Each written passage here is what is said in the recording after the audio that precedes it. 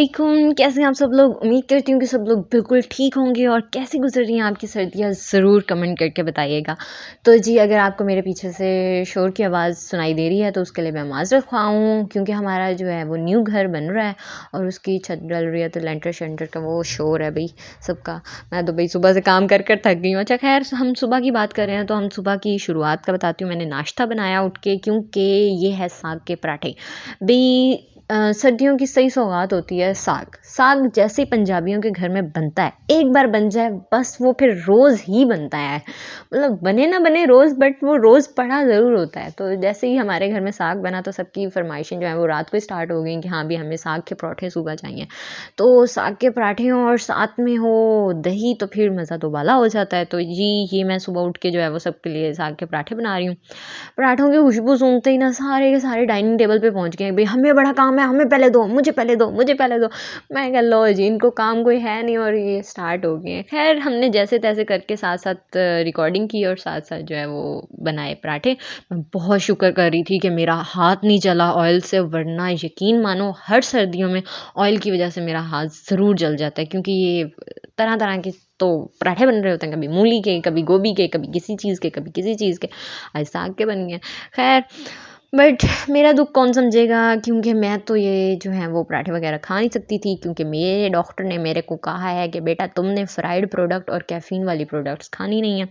तो मैंने बनाई अपने लिए रोटी। मेरे को इतना गुस्सा चढ़ा कि मेरी जो पराठे थे ना वो फिर भी गोल गोल बन रहे थे, जो मेरी रोटी थी ना वो तो पता नहीं कौन से मुल्क का नक्शा बनने लग गई। खैर, जो भी था, बट सबसे इम्पॉर्टेंट थिंग जो होती है मेरी रोटी में वो ये होती है कि रोटी जो है ना वो बारीक होनी चाहिए। तो बस all that thing I want, तो वो जो है वो बारीक ही बनी।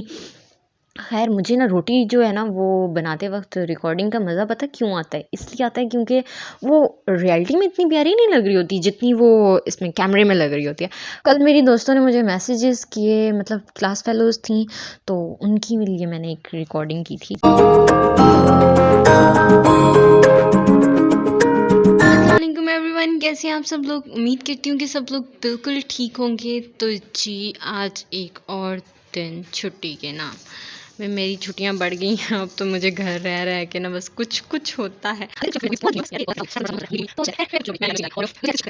मैं बीमार थी तो मैं काफ़ी दिनों से छुट्टी पर हूँ यूनिवर्सिटी से।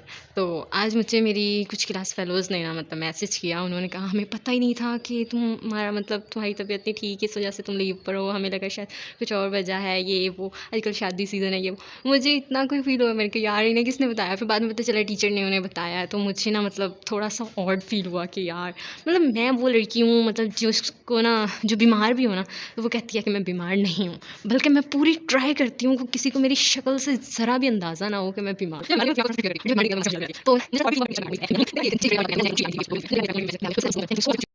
तो सबसे पहले तो मैं उन सब लोगों को भी कहूँगी कि thank you thank you thank you so much कि आप लोगों ने मेरे पूछा, मेरा ख्याल किया और मुझे इतने सारा प्यार दिया। इसके लिए बहुत बहुत शुक्रिया आप लोगों का। बाकी ये है कि मैं इंशाल्लाह जल्द बैक टू बैक यूनिवर्सिटी आना स्टार्ट होंगी, तो फिर आप लोगों की नाक में दम करूँगी, तो फिर तुम लोग इसी दिन को पछताओगे कि हमने क्यों पूछा था। खैर, मैंने जी थोड़ी सफाई सुथराई की हुई है। सफाई सुथराई मैं तुम्हें दिखाती हूँ भाई। मैं बहुत अच्छा स्वीपर बन सकती हूँ भाई। स्वीपर की वैसे नौकरी किस ग्रेड की होती है मुझे नहीं पता कि किस ग्रेड की होती है, बट